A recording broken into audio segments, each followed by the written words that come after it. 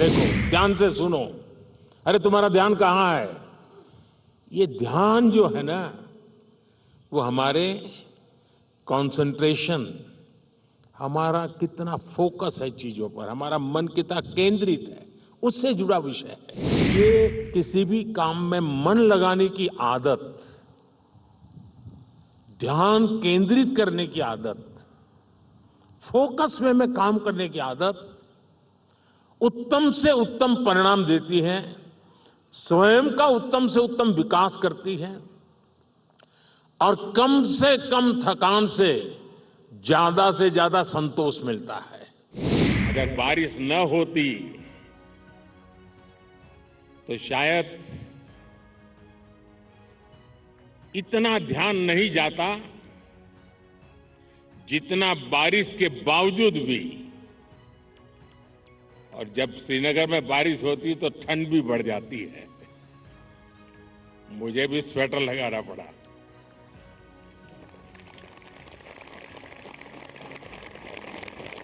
आप लोग तो यहीं के हैं, आप आदी हैं, आपके लिए कोई तकलीफ का विषय नहीं होता है। लेकिन बारिश के कारण थोड़ा विलंब हुआ, हमें इसे 2-3 हिस्सों में बांटना पड़ा। उसके बावजूद भी विश्व समुदाय को सेल्फ के लिए और सोसाइटी के लिए योगा का क्या महात्म्य है, योग जिंदगी की सहज प्रवृत्ति कैसे बने। जैसे टूथब्रश करना हमेशा का क्रम बन जाता है, बाल संवारना हमेशा का क्रम बन जाता है, उतनी ही सहजता से योग जीवन से जब जुड़ता है, एक सहज क्रिया बन जाता है, तो वो प्रतिपल उसका बेनिफिट देता रहता है। कभी कभी जब ध्यान की बात आती है, वो योग का हिस्सा है, तो ज्यादातर लोगों के मन में ऐसा रहता है कि कोई बड़ी स्पिरिचुअल जर्नी है, कोई अल्लाह को प्राप्त करने का या ईश्वर को प्राप्त करने का या गॉड को प्राप्त करने का, साक्षात्कार करने का एक कार्यक्रम है। और तब जाकर के लोग, अरे भाई ये तो मेरे से नहीं हो सकता, मैं तो सामान्य मानवी हूं, वो रुक जाता है।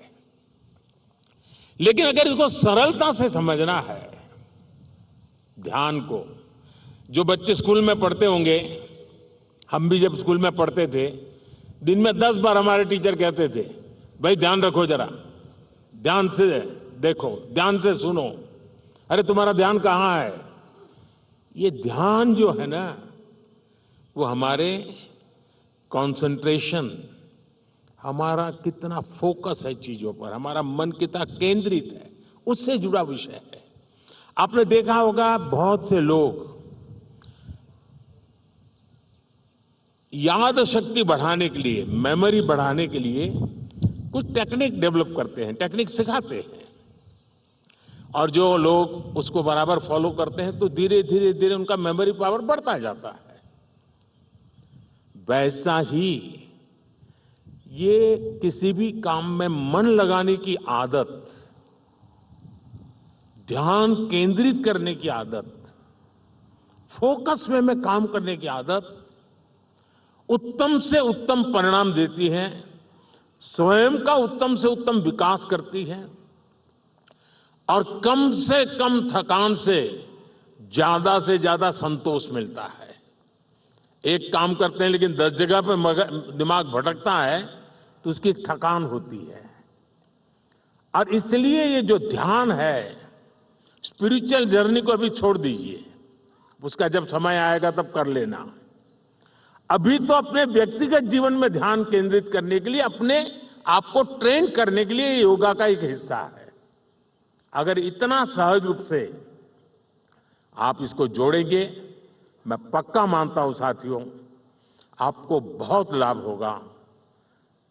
आपकी विकास यात्रा का एक बड़ा मजबूत पहलू बन जाएगा। और इसलिए योग सेल्फ के लिए जितना जरूरी है, जितना उपयोगी है, जितनी ताकत देता है, उसका विस्तार सोसाइटी को भी फायदा करता है।